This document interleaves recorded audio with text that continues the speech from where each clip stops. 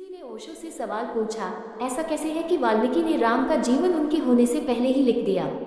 ओशो कहते हैं, ये संभव है। राम की जीवन कहानी लिखना काफी संभव है, क्योंकि वह सिद्धांतों आदर्शों वाले व्यक्ति हैं। इस किस्से में राम के अस्तित्व से बहुत पहले वाल्मीकि द्वारा रामायण लिखने का एक किस्सा छिपा है। इसका मतलब यह है कि राम एक ऐसे व्यक्ति हैं जिनके जीवन की कहानी की भविष्यवाणी की जा सकती है। वह एक नाटक के पात्र की तरह है। वह क्या करेगा और क्या नहीं करेगा, इसका पूर्व अनुमान लगाया जा सकता है।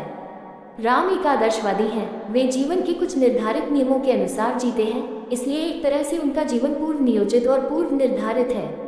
ऐसा नहीं है कि वाल्मीकि ने सचमुच अपनी जीवनी उनके होने से पहले ही लिख दी थी। यह एक बहुत ही गहरा और सूक्ष्म मजाक है जो केवल ये देश ही अपने महापुरुषों के संबंध में करने में सक्षम है, और यह इतना सूक्ष्म है कि इसे प्राप्त करना कठिन है। इसमें कहा गया है कि राम का जीवन इतना सीमित और सीमित है, विचारों और आदर्शों तक इतना सीमित है, इतना अनुक्रमिक है कि कवि वाल्मीकि ने उनकी कहानी रामायण राम के जन्म से पहले ही आसानी से लिखी होगी। यह एक नाटक या फिल्म की तरह है जो है एक लिखित स्क्रिप्ट का कड़ाई से पालन करते हुए अधिनियमित किया गया।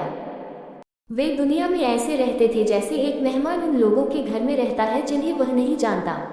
अतिथि होने का यह एहसास उनके साथ बना रहा। अज्ञात की भावना ने उन्हें कभी नहीं छोड़ा।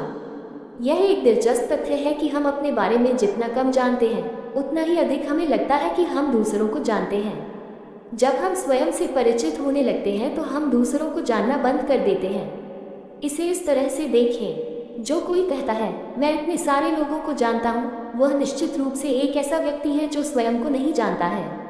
जिसने स्वयं को जान लिया वह तुरंत जानता है कि वह किसी को नहीं जानता। ऐसा व्यक्ति जीवन भर एक अजनबी, एक मेहमान की तरह रहता है।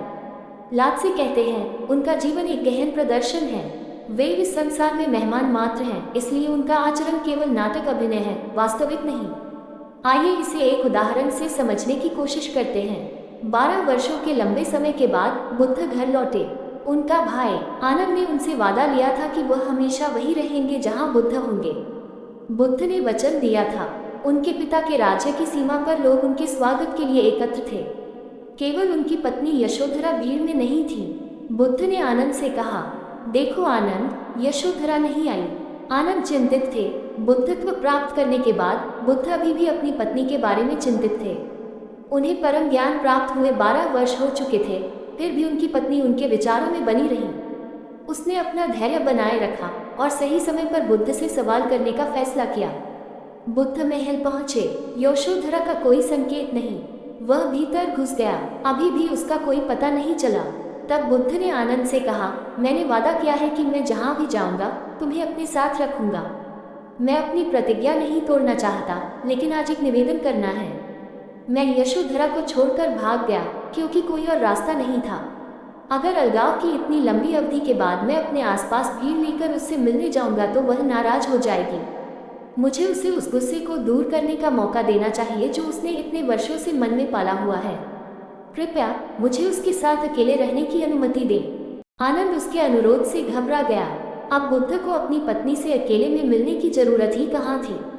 लेकिन बुद्ध सही थे। यशोधरा से उनकी अकेले में मुलाकात फलदायी रही। यशोधरा ने अपना सारा गुस्सा उन पर उतारा। उसने उस पर आरोप लगाया कि उसने उसे छोड़ दिया है और उसके जाने से पहले उसे जितना कुछ बताया गया था वह उसने नहीं दिया। बुद्ध शांत खड़े रहे और धैर्यपूर्वक उसकी बात सुनते रहे।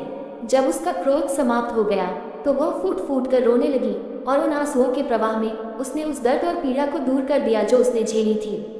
फिर आंसू रुक गए। उसने शांत चेहरे की ओर देखा। आप मुझसे मिलने अकेले आए थे, उसने कहा, और इसने मुझे पूरी तरह से बदल दिया है। अगर तुम भीड़ के साथ आते तो मुझे पता होता कि तुम्हारे दिल में मेरे लिए कोई जगह नहीं है। बुद्ध अभी भी शांत और शांत खड़े थे। यशोधरा उनके चरणों में गिर पड़ी। सारी शिकायतें दूर हो गई थीं, सारा दर्द भाग गया था। उसने उससे माफी मांगी। बुद्ध ने उससे कहा, मेरी केवल एक ही इच्छा थी, जो मैं अपने साथ लाया हूँ उसे तुम स्वीकार करो। ये सब बुद्ध की ओर से नाटक अभिनय था, लेकिन इससे उनकी पत्नी को दीक्षा मिली। वह भिक्षुणी बन गई। 7 साल बाद वह गहरे ध्यान में चली गई। फिर एक दिन उसने उससे कहा, उस दिन तुमने बहुत बढ़िया काम किया। जब मैंने सुना कि राज्य में प्रवेश करते समय तुमने मुझसे पूछताछ की थी तो मेरी खुशी का ठिकाना न रहा। अकेलेपन की लंबी पीड़ा ने मुझे उसी क्षण छोड़ दिया। तब मुझे कितनी खुशी हुई जब तुम आनंद को बाहर छोड़कर मुझसे मिलने आए। मेरी सारी शिकायतें, सारा गुस्सा तुम्हारे प्रति पिघल गया। लेकिन अब मुझे पता है कि यह सिर्फ आपका एक कृत्य था और यही मुझ में बदलाव लेकर आया। लाओ त्सु कहते हैं, ऐसे लोग कभी भी इस दुनिया का आंतरिक हिस्सा नहीं बन सकते हैं, लेकिन वे हमेशा ऐसे व्यवहार करते हैं जैसे वे थे। ऐसे लोग कोई रिश्ता नहीं जोड़ते बल्कि हमेशा गहरे रिश्ते का दिखावा करते हैं। उनका यह अभिनय बेहद गंभीर और प्रभावशाली है। यदि ऐसा न होता तो ये टिक नहीं पाता। संत का यह आंतरिक लक्षण है कि वह सर्वथा बाहरी होते हुए भी ऐसे रहता है मानो वह जीवन के बिल्कुल भीतर ही हो। वह एक अतिथि की तरह रहता है, जीवन में गहरी भूमिका निभाता है। अब वह करता नहीं रहा, अब जो भी है उससे बाहर है। वह केवल रामलीला में राम की भूमिका निभा रहे हैं, वह असली राम नहीं है।